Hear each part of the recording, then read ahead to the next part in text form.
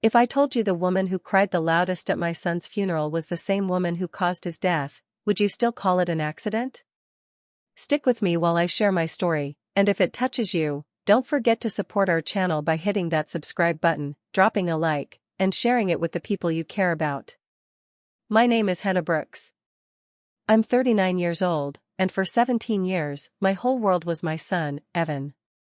We lived a quiet life in Colorado Springs. I worked long hours, but Evan always found a way to make the house feel bright, even on the days I came home exhausted. He was the kind of kid who could make you smile without even trying. I never imagined I would one day have to bury him. The police told me his death was a tragic car accident. Just those words, cold, simple, final. An accident. The kind that happens every day, the kind no one questions.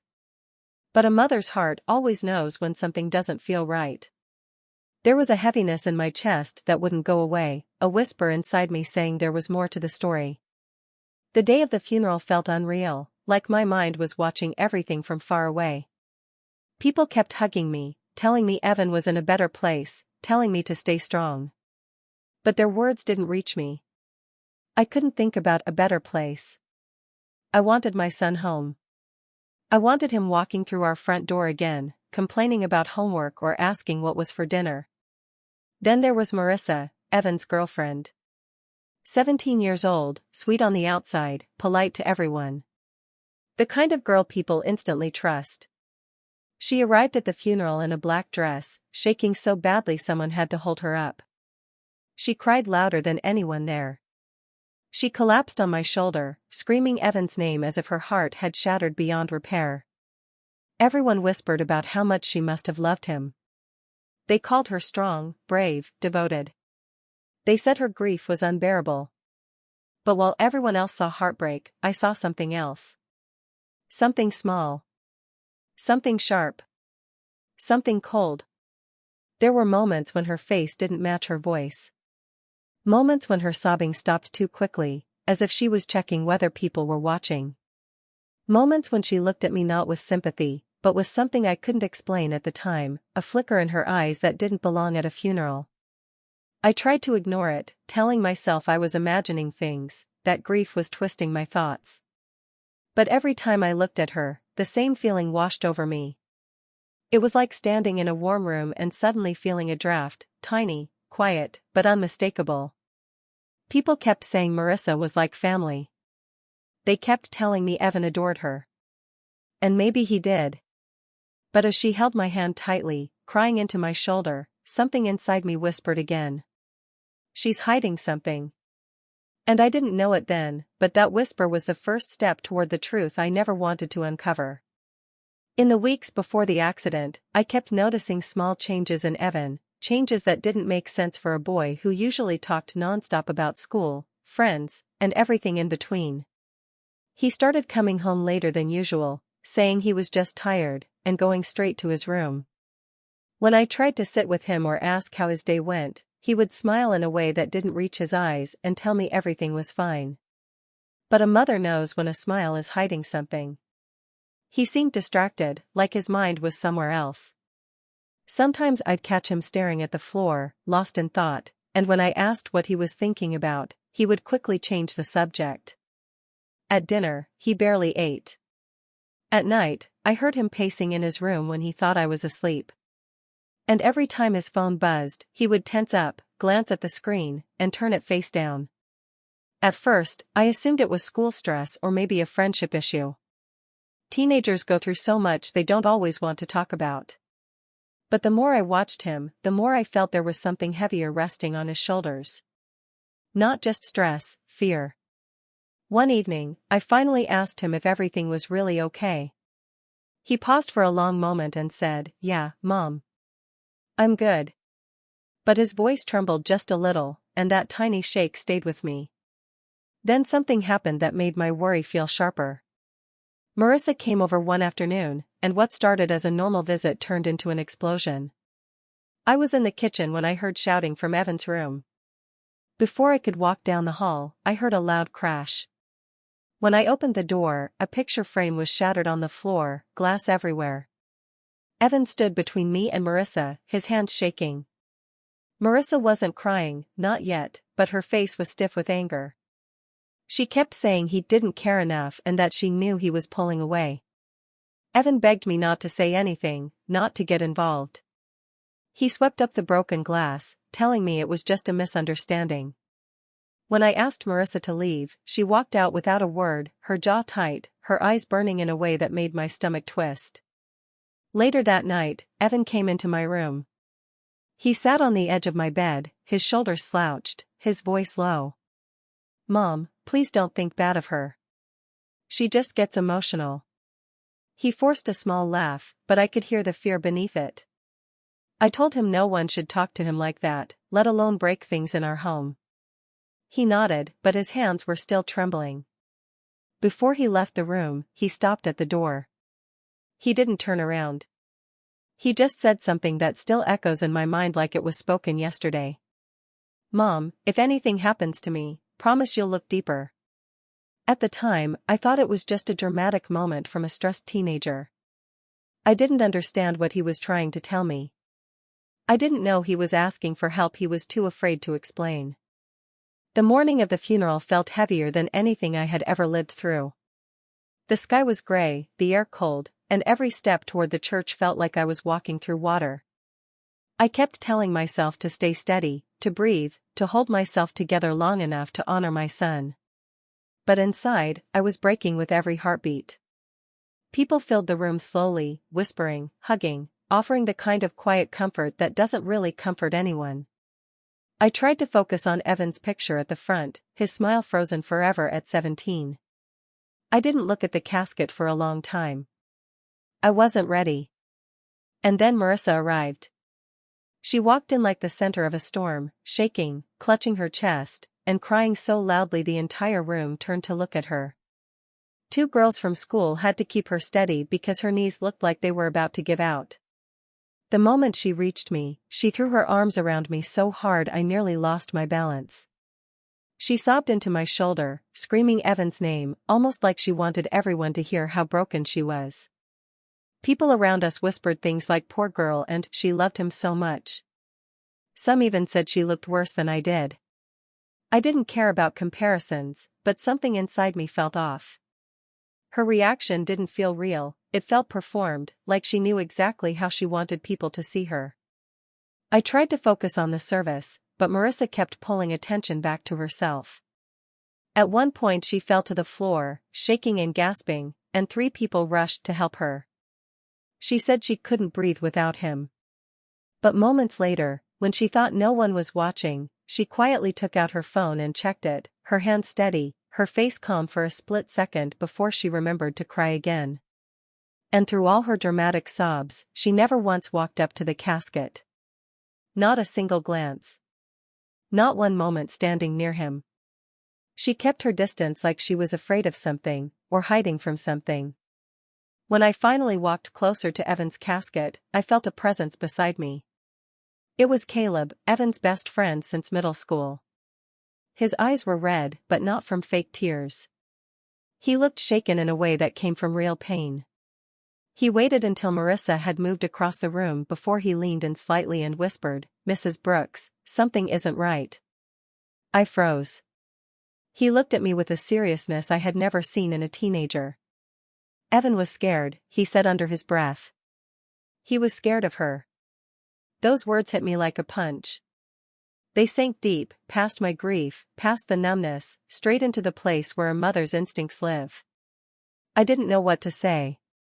I didn't even know how to breathe for a moment. But I looked over at Marissa, crying loudly again in front of a group of students, and something inside me shifted. Until that moment, I had been trying to make sense of my son's death. Trying to accept the word accident. Trying to believe the world was simply cruel and random. But Caleb's words planted the first real seed of doubt. And once that seed was there, it began to grow in a way I couldn't ignore. After the funeral, when the house finally became quiet again, the questions I had been trying to push away started growing louder. I couldn't stop thinking about the look on Caleb's face, the way he said Evan had been scared. Those words kept repeating in my mind, mixing with the memory of Marissa's dramatic crying that never felt real. I knew I couldn't sit with those doubts forever. So the next morning, I drove to the police station to ask for the full accident report. The officer at the front desk looked at me with the kind of soft pity people give a grieving parent, but he still handed me a copy.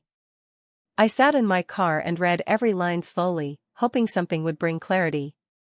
Instead, everything made less sense.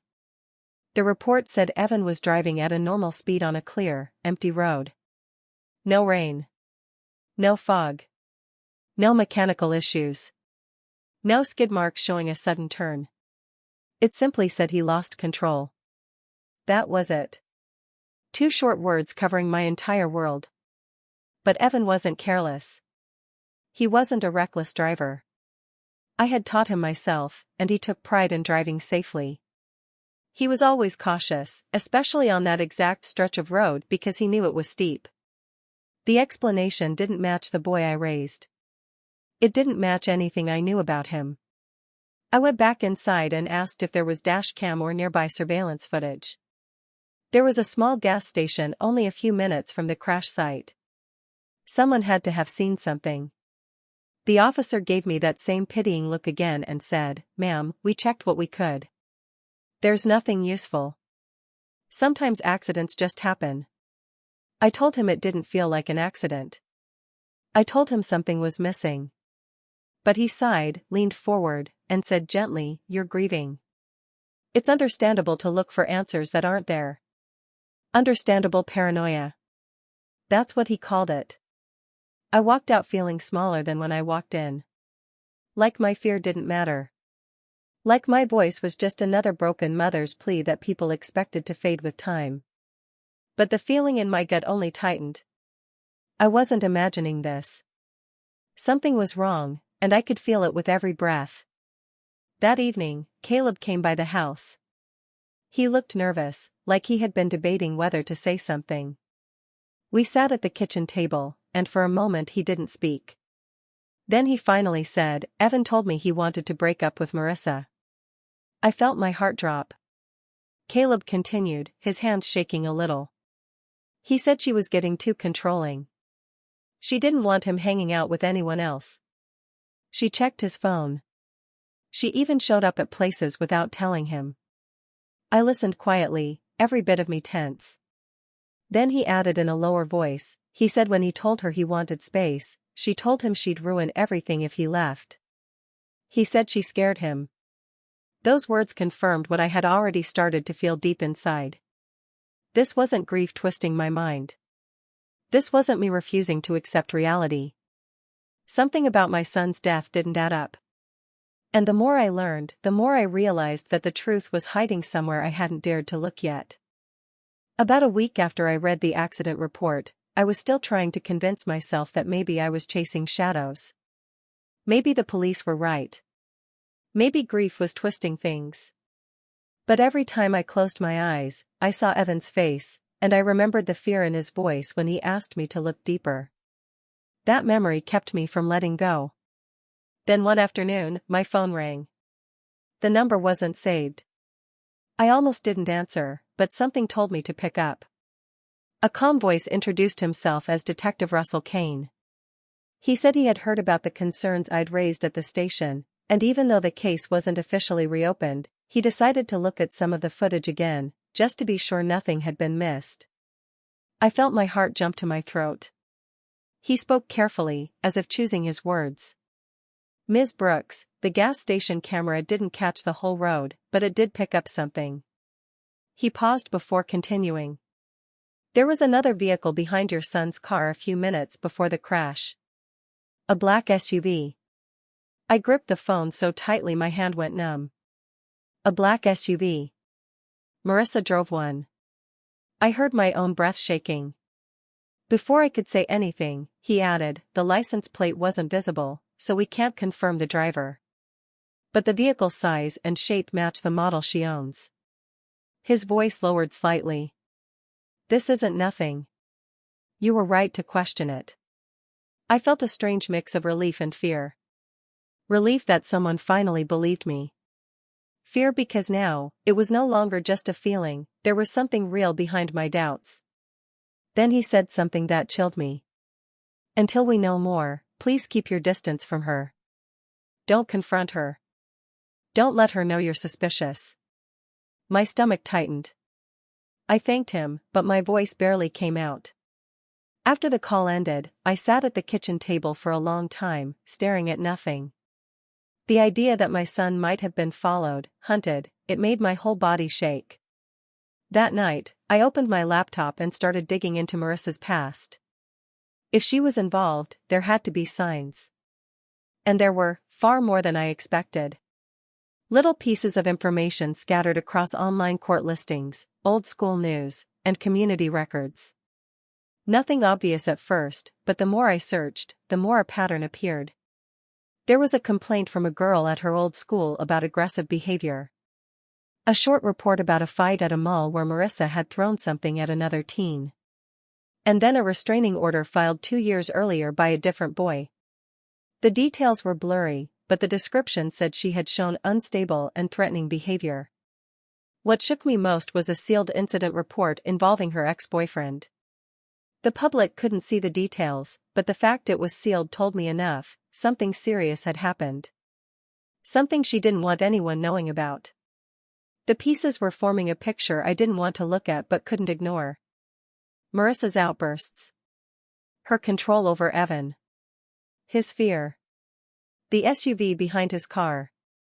I couldn't prove anything yet, but the feeling inside me grew heavier and colder. My son hadn't just been stressed. He hadn't just been unlucky. Something had been building around him, something dark, and I had only just begun to see the edges of it. A few days later, there was a small memorial gathering at the school. I didn't want to go at first, but something inside me told me I needed to be there. I needed to see Marissa again, not as a grieving girlfriend, but as someone I now suspected of knowing more than she should. When I arrived, students were placing flowers near a picture of Evan. Teachers were giving small speeches, and parents stood quietly in the back. It was a peaceful moment, until Marissa showed up. Just like at the funeral, she made sure every eye was on her.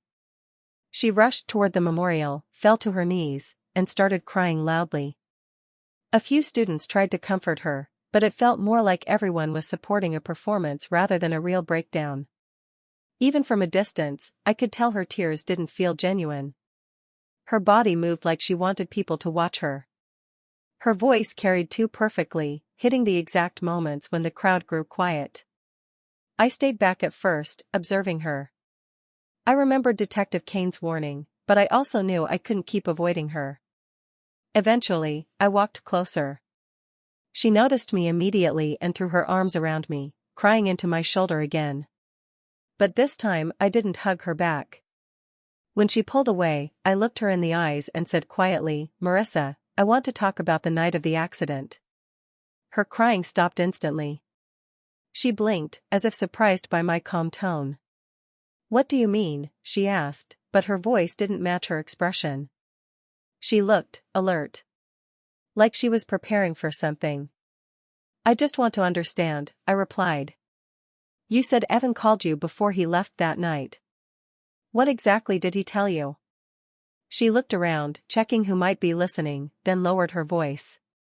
"He told me he was going to the Overlook. He said he was tired and didn't want to talk. And then he swerved because..." She stopped. I stared at her. "Because what?" I asked. Her jaw tightened. She looked away for a split second. I took a slow breath. "Marissa, there was nothing in the police report about him swerving." Her whole face changed. Her eyes widened first, barely a flicker, but it was enough. She realized she had said something she shouldn't have known. Something no one outside the investigation had been told.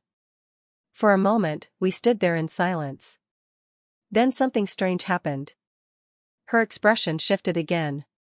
Her shoulders relaxed, her breathing steadied, and a cold little smile tugged at one corner of her mouth, just for a second, but long enough for me to see the truth behind her mask. "Grief makes people imagine things," she whispered, her voice smooth and disturbingly calm. You should rest, Hannah. You look overwhelmed. It wasn't concern. It was a warning. The dramatic crying was gone, and what stood in front of me was someone different, someone calculating, someone confident she could twist the narrative however she wanted. I walked away without another word. My hands were shaking, but my mind was clearer than it had been in weeks. The mask she wore had cracked, even if only for a moment. And behind it, I saw something cold. Something dangerous. Whatever had happened to Evan, Marissa wasn't just connected, she was hiding something. And now I knew she realized I was getting closer to the truth. Hannah was at home when Detective Kane called again. His voice was steady but heavy, and she could immediately sense something had changed. He told her the tech team had enhanced the footage from the traffic cameras, and this time the image was clear.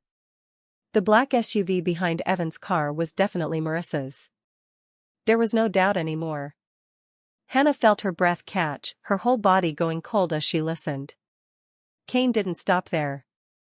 He explained that the investigators had gone back to examine the wrecked car. They found marks on Evan's rear bumper, marks that didn't match the crash but looked like the car had been lightly hit from behind. Enough to make a driver jerk the wheel, enough to send someone off the road without leaving obvious signs. Hannah closed her eyes. She had feared something like this, but hearing it confirmed made her chest tighten with anger and heartbreak. Kane told her the case was officially reopened as a possible homicide. The words hit her hard. Suddenly everything felt too real. Evan hadn't just died. Someone might have caused it. And that someone had been smiling, crying, and performing grief in front of everyone while hiding the truth. Later that day, the police called Marissa in for questioning. Hannah was allowed to observe from behind the one-way glass. She stood there with her arms folded tightly, trying to stay calm as Marissa entered the room. Marissa looked fragile, her hair messy, her eyes wet as if she had been crying already. The moment she sat down, she burst into loud sobs, rocking back and forth, begging the officers to believe she had nothing to do with anything. But her story didn't match her own words. She kept changing little details, when she saw Evan last, where she was that night, what she remembered. Sometimes she said she was home. A few minutes later, she claimed she had been driving around to clear her head. She insisted she didn't own a black SUV anymore, only for the officers to show her registration proving she still did. Every time she slipped, she acted confused or tried to cry harder. Hannah watched all of it. Her nails dug into her palms as she saw Marissa twist every sentence, trying to protect herself. The worst part was how she played the victim, clutching tissues, saying people were turning against her, claiming she was being punished for being too emotional. Hannah felt anger rise inside her, not just for herself but for Evan, who never got the chance to defend himself. By the end of questioning, it was clear Marissa's performance was falling apart. She wasn't arrested yet, but the pressure was building.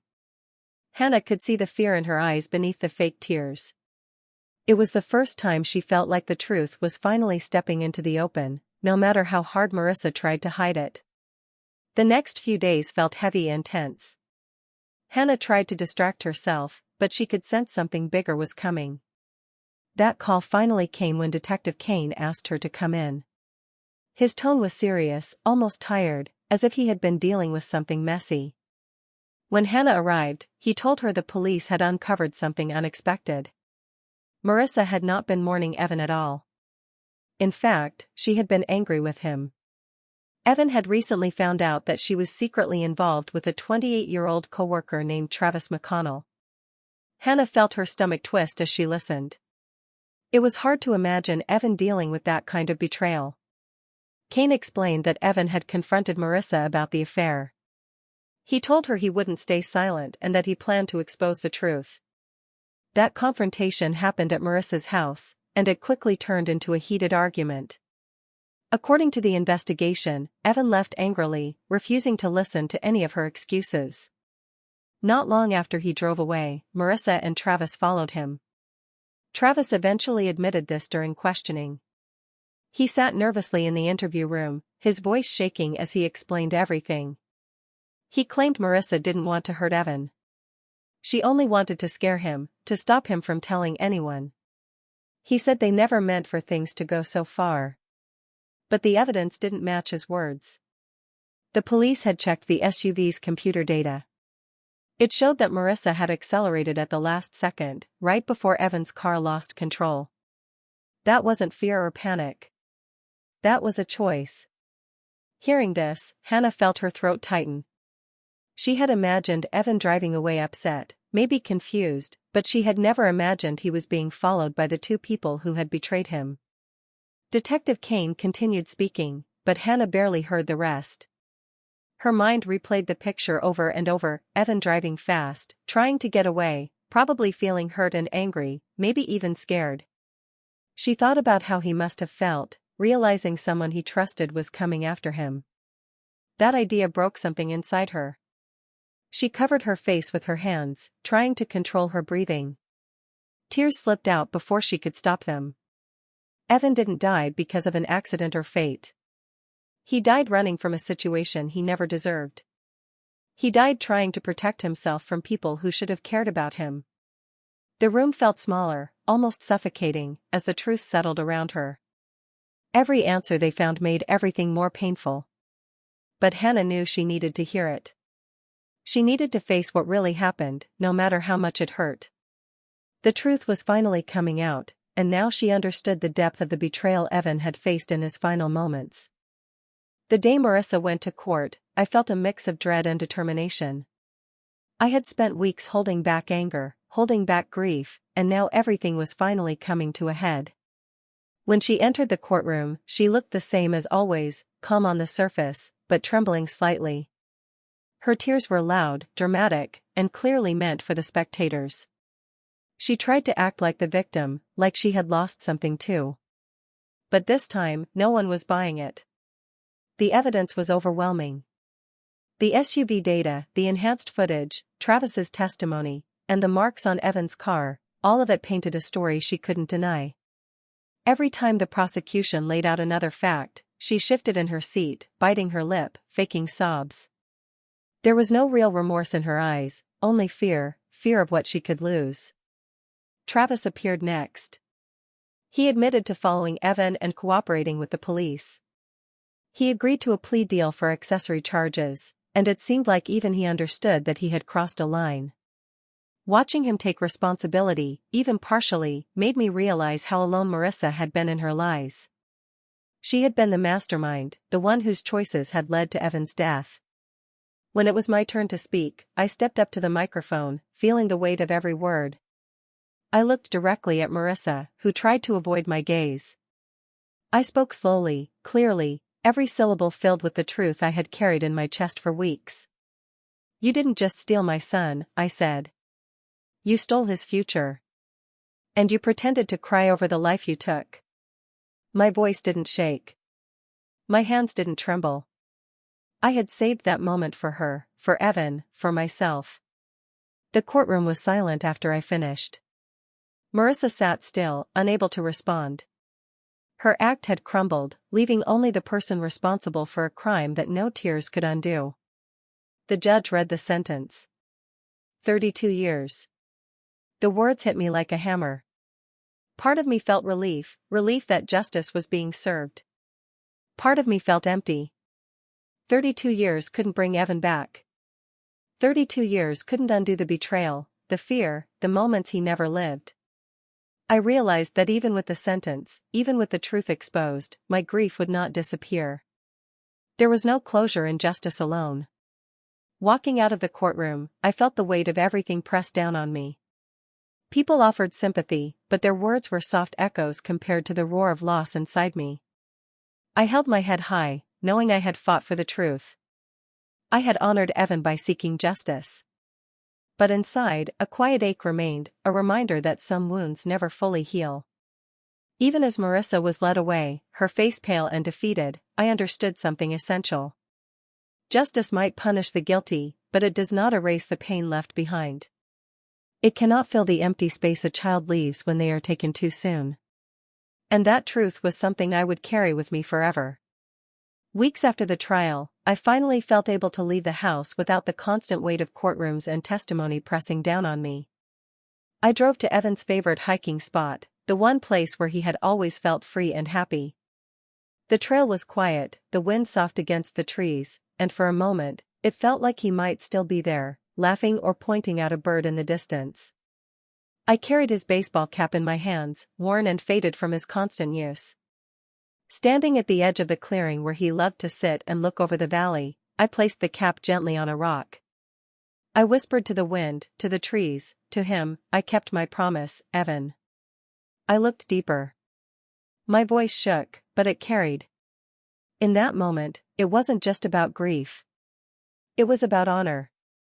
It was about doing what I could to make sure the truth was seen and remembered. Leaving the hiking spot, I felt a mix of sadness and purpose. Losing Evan had changed me. I could either be consumed by anger and sorrow or use that pain to help others. I decided I would choose the latter. I started a support group for parents who had lost children in suspicious accidents, for those who had been told it was just a tragedy when they knew something was off. Sharing stories, offering guidance, listening, I turned my heartbreak into a shield for others, a way to prevent manipulators from hiding behind false grief and hurting more innocent lives. In that work, I found a new form of revenge, not through violence or hatred, but through action and truth. Exposing lies, holding people accountable, and helping parents navigate their own suspicions became my way of fighting back. Every parent I helped, every story I listened to, reminded me that Evan's death wouldn't be meaningless. His fear, his courage, and my promise would ripple beyond our family. There are days when the ache comes back sharply, when memories of his laughter and his final weeks hit like waves. But I carry them differently now. They remind me to stay vigilant, to protect, to see through masks of false emotion. Marissa's tears had been empty, but the lessons Evan left me were real. And so, to anyone listening, I want you to remember this: betrayal doesn't always come with a warning. Sometimes it comes wearing tears. Sometimes, the ones who act the most broken, the ones who cry the loudest, are hiding the darkest secrets. I look back on Evan's favorite trail one last time before leaving, the cap still resting on the rock, and I feel a quiet strength settle over me. My son's life was stolen too soon, but his story, his warnings, and the promise I made live on. I will continue to protect the innocent, expose the lies, and honor him every step of the way. His memory is my guide, and in that, I finally find a form of peace.